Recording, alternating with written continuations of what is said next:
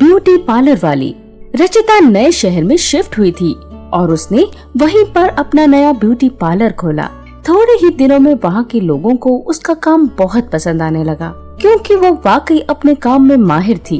एक दिन उसके पास एक न्यू कस्टमर आई जिसका नाम था सुमति। हेलो, मेरे एक दोस्त ने आपके पार्लर के बारे में बताया, क्या आप मेरा फेशियल कर देंगी? हाँ हाँ, क्यों नहीं, आइए ना, बैठिए। आप अच्छे प्रोडक्ट्स तो यूज करती हैं ना? जी, मैं बेस्ट प्रोडक्ट्स यूज करती हूँ। इसके बाद रचिता सुमति का फेशियल करती है। फेशियल पूरा होने के बाद जब रचिता उसकी मसाज करती है तब वो कुछ अजीब चीज देखती है। अरे ये आपकी एड़ियाँ, इन्हें क्या हुआ? हाँ, मेरी एड़ियाँ बहुत ज्यादा फटी हुई हैं। डॉक्टर्स को भी दिखाया, महंगी क्रीम्स लगाई, दवाइयाँ खाई, मगर ये ठीक नहीं हुई। अब मैंने कोशिश करना भी बंद कर दिया है। मेरे पास ऐसा मरहम है जिसे 2 महीने तक लगातार लगाने से आपकी एड़ियाँ बिल्कुल ठीक हो जाएंगी। तो तुम दे दो मुझे वो मरहम। आपको 5 दिनों तक मुझसे ही अफेक्टेड एरिया की मसाज करवानी पड़ेगी। उसके बाद आपको रोज ये मरहम लगाना है। और सबसे जरूरी, चाहे कुछ भी हो जाए, आपको विश्वास बनाए रखना है, क्योंकि ये मरहम मेरे दादाजी ने बनाया था। बिल्कुल सेफ है, कोई साइड इफेक्ट्स नहीं। तुमने जैसा जैसा कहा है मैं बिल्कुल वही करूँगी। इसके बाद रचिता ने उसकी मसाज की, उसकी एड़ियों पर मरहम लगाया और 5 दिन तक ऐसा ही चलता रहा। देखते ही देखते 2 महीने भी गुजर गए। 2 महीने बाद सुमति फिर से उसके पार्लर में आती है और थैंक यू सो मच दीदी, आपका मरहम तो मैजिकल निकला। देखिए मेरी एड़ियाँ। अरे हाँ, ये तो बिल्कुल ठीक हो गई हैं। फिर एक दिन एक लड़की और आती है और कहती है कि सुमति से उसे यहाँ का एड्रेस मिला। रचिता उसे भी मरहम दे देती है और कह देती है कि लगभग 2 महीने बाद असर होने लगेगा, तब तक सब्र और विश्वास रखना। उसके बाद रचिता के पार्लर में कस्टमर्स की भीड़ रहने लगी। ऐसे बहुत से कस्टमर्स आते जिन्हें अपनी एड़ियों को ठीक करवाना था।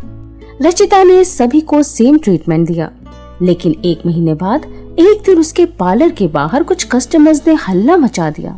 झूठी है ये ब्यूटी पार्लर वाली, इससे ट्रीटमेंट करवाने के 3 हफ्तों बाद ही हमारी एड़ियों पर काले और भद्दे निशान पड़ने लगे हैं और कई दिनों बाद भी ठीक नहीं हुए। फ्रॉड है ये। नहीं, ऐसा नहीं है, मैंने आपसे कहा था ना कि। इससे पहले रचिता आगे बोलती, कस्टमर्स शोर मचाने लगे। उसके पार्लर में बैठे कस्टमर्स भी उठकर जाने लगे और धीरे धीरे उसके पास कस्टमर्स आना भी बंद हो गए।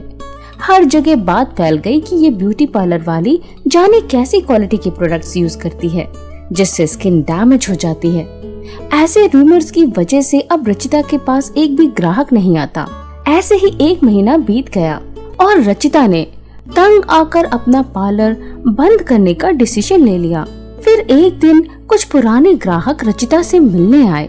रचिता को लगा कि आज फिर कोई हंगामा होने वाला है, लेकिन वो ग्राहक हाथ जोड़कर रचिता से माफी मांगने लगे। हमें माफ कर दो, हमने तुम्हें गलत समझा। हम सभी की एड़ियाँ बिल्कुल ठीक हो गई हैं, जैसे कभी फटी ही नहीं थी। हमने तुम्हें फ्रॉड कहा, लेकिन असली फ्रॉड तो हम हैं।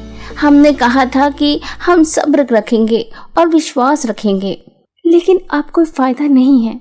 मुझे यहाँ से जाना पड़ेगा।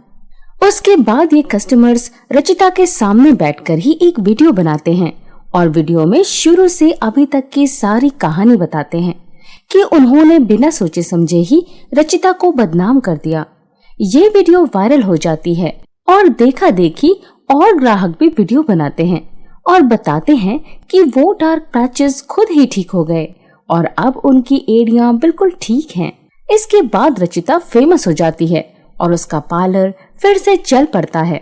दोस्तों, ट्रीटमेंट कैसा भी हो, मेंटल या फिजिकल, उसमें समय तो लगता ही है, लेकिन आजकल लोगों को सब कुछ इंस्टेंटली चाहिए।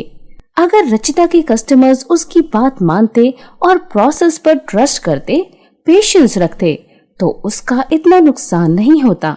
इसलिए किसी भी नतीजे पर पहुंचने से पहले have some patience and trust the process.